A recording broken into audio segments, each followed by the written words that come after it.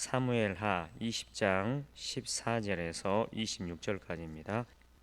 오늘 본문의 배경은 압살롬이 죽고 다시 예루살렘으로 황궁하는 도중에 이스라엘 여러 지파들과 유다 지파가 아직 하나 되지 못한 어수선한 상황 가운데 사울과 같은 베냐민 지파였던 사람 세바라고 하는 사람이 반란을 일으키게 됩니다. 반란을 일으켜서 자기를 따르는 세력들과 함께 이스라엘 여러 지역을 돌아다니다가 아벨이라고 하는 성에 도착해 있는 그런 상황입니다.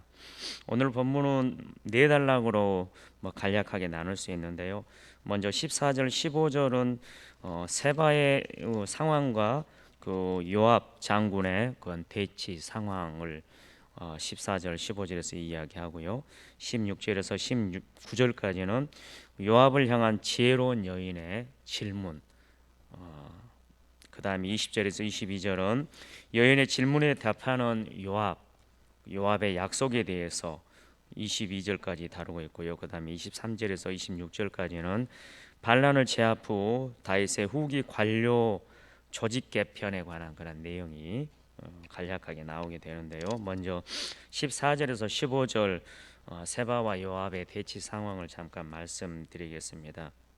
14절에 보면 세바가 이스라엘 모든 지파들을 두루 다니면서 아마도 두루 다닌 이유가 그들의 마음을 훔치기 위함이 아니었을까라고 하는 그런 생각을 해봅니다. 반란을 일으켜서 이스라엘 각 지파들, 즉 다윗을 따랐던 유다 지파를 제외한 모든 지파들을 돌아다니면서 야 사울이 베냐민 지파였고 이스라엘의 전적인 지지를 받았던 것처럼 너희도 나를 지지해라. 그래서 사울 이후에 그 왕국을 만들어가야 되지 않겠냐. 그런 아마 의도로 이스라엘 모든 지역을 지파들을 두루 다니면서 그들의 마음을 훔치고 오늘 본문에 나오는 아벨이라고 하는 성에 그를 따르는 무리들과 함께 있음을 14절에서 이야기를 해주고 있습니다. 그리고 15절에는 요압과 그를 따르는 사람들, 즉 반란을 일으킨 세바와 그 무리들을 처리하기 위해서 요압과 그를 따르는 사람들, 즉 다윗으로부터 아비새가 어떤 명령을 받고 출동하긴 했지만 중간에 요압이 나타나서 요압이 아마사를 죽이고 그 다음에 남 유다를 따르는 유다 지파들과 함께 오늘 이 아벨성에 지금 머물러 있는 세바와 그를 따르는 사람들을 지금 물리치기 위해서 아벨성 맞은편에 토성을 쌓으면서 지금 전쟁 준비를 하고 있습니다. 옛날에 전쟁했던 그런 방식, 주로 성읍에서 상대방이 머물러 있고 성읍을 공격하는 건 쉽지 않았기 때문에 성읍 맞은편에 흙으로 성을 쌓아서 자기들이 치고자 하는 성의 높이만큼 아니면 그보다 더 높이만큼 토성을 쌓았습니다. 그래서 공격하기 쉽게 오늘 요압도 이 세바가 들어가 있는 아벨성을 공격하기 위해서 맞은편에 지금 토성을 지금 쌓아가고 있습니다. 양쪽의 군인 수가 얼마인지는 모르겠지만 현재의 상황은 조만간 전쟁이 일어나고 이미 전쟁이 시작되긴 했지만 아직은 어떠한 주고받고 하는 그러한 위험한 상황은 일어나고 있지 않지만 많은 사람들이 그냥 누구나 예측할 수 있는 곧 전쟁이 시작되어지고 많은 사람들이 죽어 나갈 것이라고 하는 것은 누구나 예측할 수 있는 그런 일촉즉발의 그런 상황이 14절과 15절에 지금 나와 있는 것을 볼 수가 있습니다. 이러한 상황 가운데 16절에서 19절 말씀을 보면은 요압을 향한 지혜로운 여인이 등장하게 됩니다. 그 사람은 아벨성에 살고 있었던 사람이었고 그 다음에 이스라엘의 한 백성으로서 힘없는 여인이기도 하긴 하지만 그러나 이 일촉즉발의 상황 가운데 가만히 있으면 안 되겠다는 그러한 상황을 인식하고 나오게 되는 한 여인이 있는데요. 요압을 향한 지혜로운 여인의 질문 16절에서 19절 말씀을 좀 살펴보면 이렇게 일촉즉발의 위기 상황 가운데 한 여인이 등장하게 됩니다. 일반적으로 말하자면 여인이라고 하는 그런 존재는 이 시대에는 정말 힘없는 여인이었습니다. 그리고 이 여인은 그 성에 아벨이라고 하는 그 성에 살고 있기에 세바를 따르는 무리들을 받아들일 수밖에 없었고, 또한 그렇기 때문에 상대방이 공격해 오면 성읍 사람들과 함께 죽음에 처할 수밖에 없는 상황을 어떻게 전환시킬 수 있는 그런 여인이 아니라 그 상황에 묵묵히 들어갈 수밖에 없는 그런 여인이었습니다.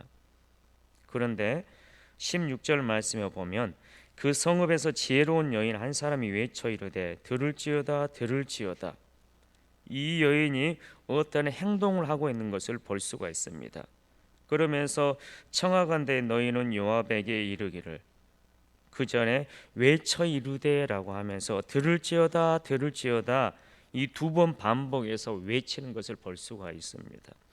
아마도 멀리 떨어져 있어서 크게 외쳤을 수가 있겠지만 외쳤다라고 하는 이러한 부분은 긴급한 상황이라는 것을 인식하고 뭐냐면 행동했다라고 하는 그 의미를 이 외치다라고 하는 이 단어 속에 우리는 알 수가 있을 것입니다. 요압에게 할 말이 있으니까 요압이 가까이 오게 해달라고 이 요압과 다윗을 따르는 그런 유다 지파의 그러한 사람들에게 지금 이렇게 외치는 것을 볼 수가 있습니다. 여인의 이 외치는 소리를 듣고 17절 말씀을 보면 누군가가 요압에게 전달한 것 같습니다. 그래서 요압이 이 여인에게 갑니다. 짐작해 보건대 아마도 여인은 성벽 위에서 말하고 요압은 성벽 밑에서 듣거나 아니면 성벽 건너편 토성 위에서 들었을 것입니다. 다가온 요압을 향하여서 이러한 말을 합니다. 18절 말씀 보면 여인이 말하는 본론은 이렇습니다. 아벨성을 공격하면 안 된다라고 하는 내용이 이 여인의 핵심 그 이유입니다. 그 이유에 대해서 네 가지로 이야기하고 있는데요. 18절 말씀을 보면 여인이 말하여 이르되 옛사람들이 흔히 말하기를 아벨에게 가서 물을 것이라 하고 그 일을 끝내었나이다. 18절에서 첫째 이유로 이렇게 이야기하는데요. 19절까지 내용을 네 가지로 우리가 좀 살펴볼 수 있는데요. 첫 번째 이유, 이 아벨성을 요압 당신이 공격하면 안 되는 이유. 첫 번째, 이것은 조언을 구할 것이 있으면 아벨에 가서 물어보면 모든 문제들이 해결되었다라고 하는 그 의미를 뭐냐면 옛사람들이 흔히 말하기를 아벨에게 가서 물을 것이라고 그 일을 끝내었다. 이 말이 곧 아벨에 가서 조언을 구하면 아벨에 가서 모든 문제들이 해결되었다라고 하는 그 의미를 가지고 있습니다. 이 말의 뜻은 아벨이라는 성에는 지혜로운 사람들이 많다는 것입니다. 아벨이라고 하는 이 성에는 지혜가 매우 깊고 풍부하여 이스라엘 사회에서 이 아벨성과 아벨성에 사는 사람들이 매우 중요한 역할을 하고 있다는 것입니다. 많은 사람들이 찾아오면 그 해결점들을 다 찾고 돌아가기 때문에 이 아벨성의 사람들, 이 아벨성은 굉장히 이스라엘 사회에서 중요한 역할을 하고 있다. 그러니까 부수면 안 된다. 멸하면 안 된다라고 첫 번째 이유를 이야기하고 있고요. 그다음에 19절에 이제 세 가지의 그 이유에 대해서 간단하게 이야기하고 있습니다. 19절 말씀 나는 이스라엘의 화평하고 충성된 자 중 하나이거늘. 이 말은 이 성읍에 사는 사람들은 모두 이스라엘의 화평한 자요 신실한 자라는 겁니다. 이것은 자신과 성읍 사람들은 다윗이 다스리는 이스라엘의 한 백성이라는 것. 오늘 이 여인은 자기 자신이 다윗 왕권을 지지하고 있다는 사실을 19절 나는 이스라엘의 화평하고 충성된 자 중 하나이거늘 이렇게 이 간단하지만 자기가 다윗 왕권을 따르고 있는 사람이라고 이렇게 천명하고 있습니다. 나는 다윗의 왕권을 지지한다. 나는 다윗의 이 주권 가운데 다윗의 주권 가운데 속해 있는 그런 하나의 백성이다라고 그렇게 이야기를 하고 있습니다. 그리고 세 번째 이유로 요압을 비난하며 말합니다. 요압이 이스라엘의 어미와 같은 성을 멸망시키려 한다고 항의합니다. 당신이 이스라엘 가운데 어머니 같은 성을 멸하고자 하시는도다. 여기에서 이 어머니 같은 성읍, 즉 이스라엘 중에 어머니라는 뜻입니다. 성읍 이 아벨성이 이스라엘 중에 어머니와 같다. 이것은 아벨을 이스라엘의 어머니라고 말하고 있는데, 아벨성이 그리고 아벨성에 있는 사람들이 주변 지역에서 어머니와 같은 역할, 어머니의 역할이 무엇이겠습니까? 아이처럼 보살피는 역할, 그리고 자기의 자녀를 조언하며 갈 길로 인도하는 역할을 하고 있는 그 존재가 누구냐면 아벨성에 사는 사람들이라고 하는 사실입니다. 어머니처럼 조언하고 보살피고 인도하는 역할을 이 아벨성 그리고 아벨성에 사는 사람들이 하고 있다라고 하는 사실입니다. 네 번째로 아벨은 뭐라고 이야기하냐면 이 아벨성은 여호와의 기업이기에 파괴하면 안 된다고 하는 것입니다. 19절 하반절 말씀에 어찌하여 당신이 여호와의 기업을 삼키고자 하시나이까. 여기서 삼키다라고 하는 이 부분은, 이 단어는 파괴시키다라고 하는 그런 의미를 가지고 있는데요. 즉 여호와께서 자기 백성에게 주신 곳인데 함부로 파괴하거나 그리고 빼앗거나 해서는 안 된다는 것을 강조합니다. 아벨을 파괴하는 것은 하나님의 말씀, 즉 여호와의 율법을 어기는 행위라고 말하는 것입니다. 아벨성이 이스라엘 백성에게 주신 여호와의 기업이기 때문에, 즉 이것이 곧 하나님의 율법이라고 하는 그러한 사실을 밝히고 있는 것입니다. 이 여인의 말은 여호와 율법에 대해서는 전혀 생각하지 않고 수단과 방법을 가리지 않고 오직 자신의 목적을 이루는 것에만 몰입하는 요압에게 그의 방식이 잘못되었다라고 이 직언하고 있는 그러한 내용인 것입니다.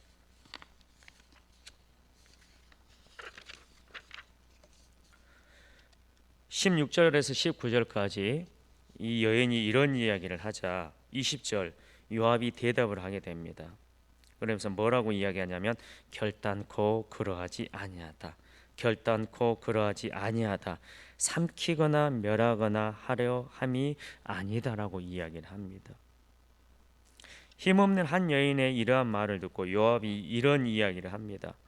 열심히 토성을 쌓아서 앞에 있는 적들을 싸그리 몰살하고자 하는 열망이 가득했던 요압이 정신이 번쩍 들었을까요? 그래서 20절과 같은 이런 이야기를 했을까요? 여인의 말을 듣고 마음이 바뀌어서 20절과 같은 고백을 했는지 아니면 원래 이런 마음이 있었는지 모르겠지만 미루어 짐작하는데 요압이 원래부터 삼키거나 멸하거나 하려 함이 아니다라고 고백하는 것은 원래부터의 생각은 아니라는 생각이 듭니다. 왜냐하면 이 요압은 자신의 어떤 그 욕망을 위해서 자기의 권력을 위해서 아브넬도 죽이고 통합 이스라엘을 이루려고 하는 이 다윗이 아브넬도 품고 가려고 한 그때에 자기의 동생을 죽인 이 아브넬도 나라의 통합이고 뭐고 이런 것과 상관없이 아브넬도 죽여버리고, 그리고 자신의 이종 사촌인 아마사도 자신의 욕망 때문에 죽여버렸던 그런 사람입니다. 아벨을 파괴하면 안 되는 이유를 듣고 요압은 아벨성을 포위하여 무너뜨리려 했던 이유를 이렇게 설명합니다. 결단코 그러하지 아니하다. 두 번을 반복합니다. 결코 삼키거나 그 다음에 멸하라고 한 것이 아니라고 말합니다. 자신의 말이 진심이라고 강조하듯 두 번 반복하지만 아까도 요압에 대해서 잠깐 말씀드린 것처럼 왠지 요압의 이 표현이 진심이라고 들리지는 않습니다. 악한 사람들도 얼마든지 자기가 진실한 사람인 것 마냥 눈물로 때로는 얼마든지 여러 번 맹세하며 다른 사람을 속일 수 있기 때문입니다. 며칠 전에 보이시피싱을 당할 뻔한 그런 상황이 있었는데요. 제가 속해했던 통신사 사람인데 한 번은 어떤 남자가 저의 어떤 통신 언제 가입했는지 집에 기계가 셋탑박스가 얼마가 됐는지 그러면서 물어보고 그러더라고요. 그런데 결론으로 가자면 인터넷 요금 자기들이 할인해주고 남은 기간 얼마 안 되고 그동안 오랫동안 잘 썼으니까 보상을 해주겠다. 그러면 한 남자가 저한테 이야기를 합니다. 그러더니 계좌번호를 물어봅니다. 마지막 계좌번호를 물어보길래 혹시나 해서 제가 이게 보이스피싱인가 싶어서 제가 정중하게 말하고 끊었습니다. 그 다음에 또 어떤 남자가 또 전화합니다. 뭐 동일한 내용입니다. 나 이전에 사람과 이야기해서 나중에 내가 궁금하면 전화하거나 그렇게 하겠다.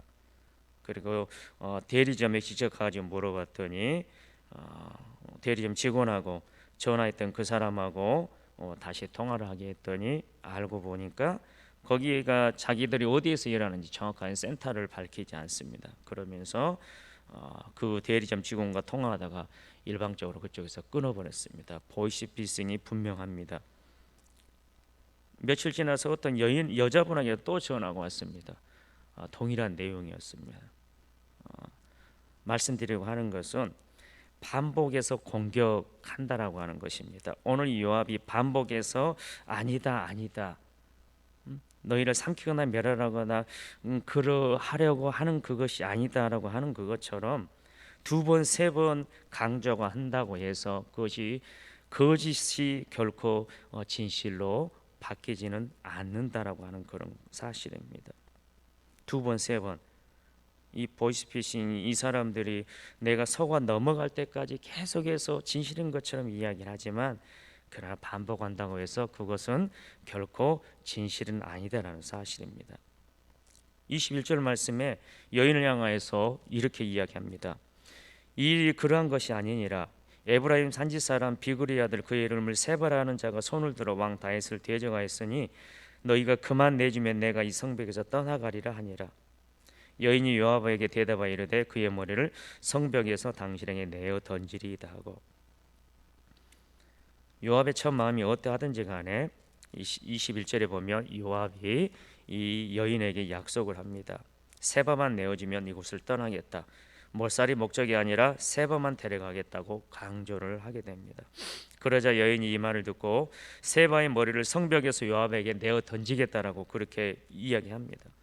연약한 한 여인이 어떻게 이런 말을 할 수 있었을지 도무지 상상이 안 됩니다. 분명히 이 성읍에서 이 요압을 향하여서 오라고 외치는 그 소리 자체도 사실은 이 세바를 따르는 사람들이 들을 수도 있었던 그런 위험한 상황인데도 불구하고 요압을 불러달라고 그렇게 외치기도 했었고, 그 다음에 요압과의 그 대화 가운데 요압의 약속을 듣고 성벽에서 요압에게 이 세바의 머리를 던지겠다고 이야기하는 것을 볼 수가 있는데요.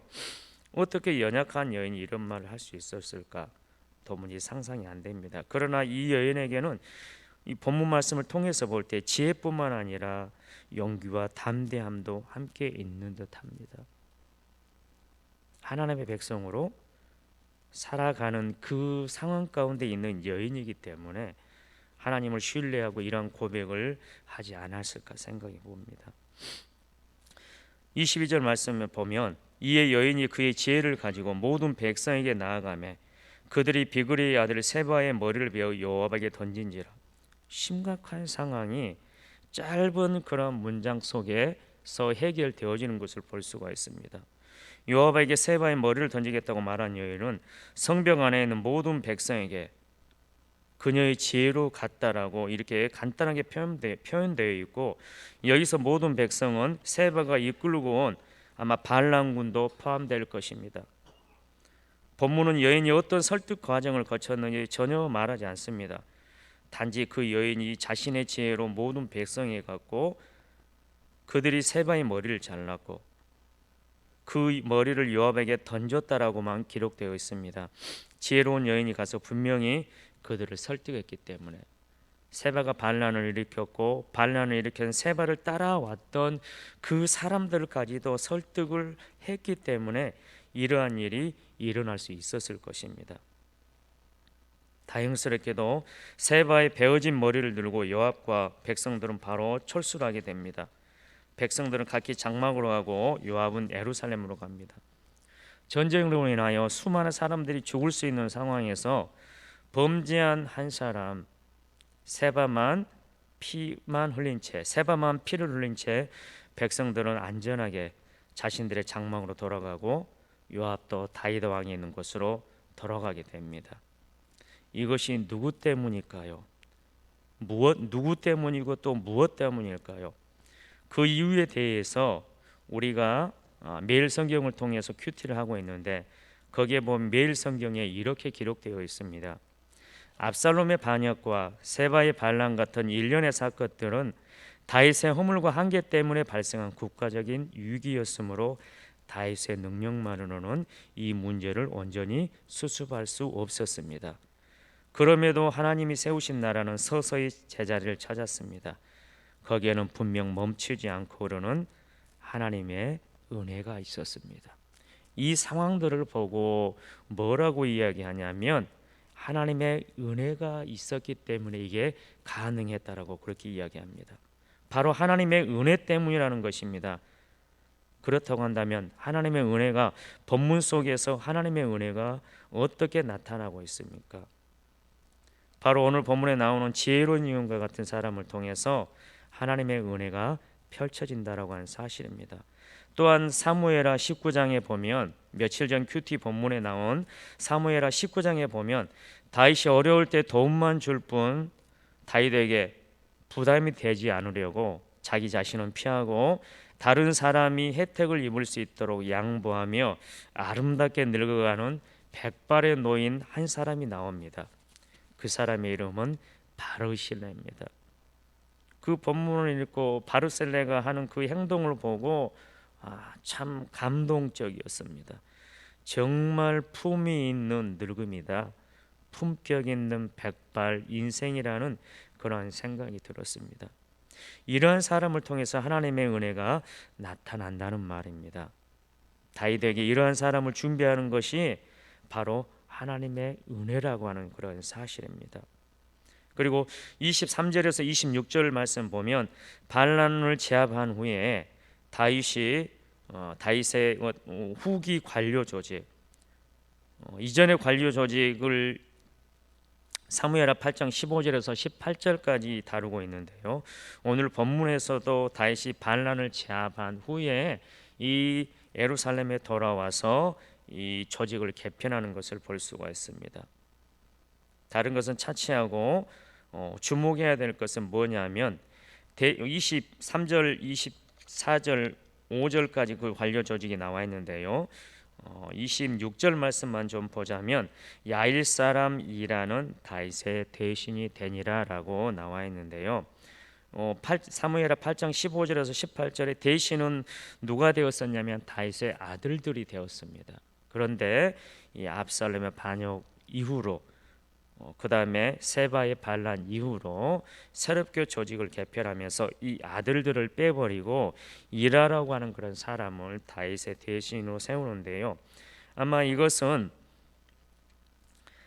다윗이 아들 때문에 어려움을 겪고 난 후 자신의 아들들이 이 나라의 사업에 개입하지 못하도록 한 조치인데요.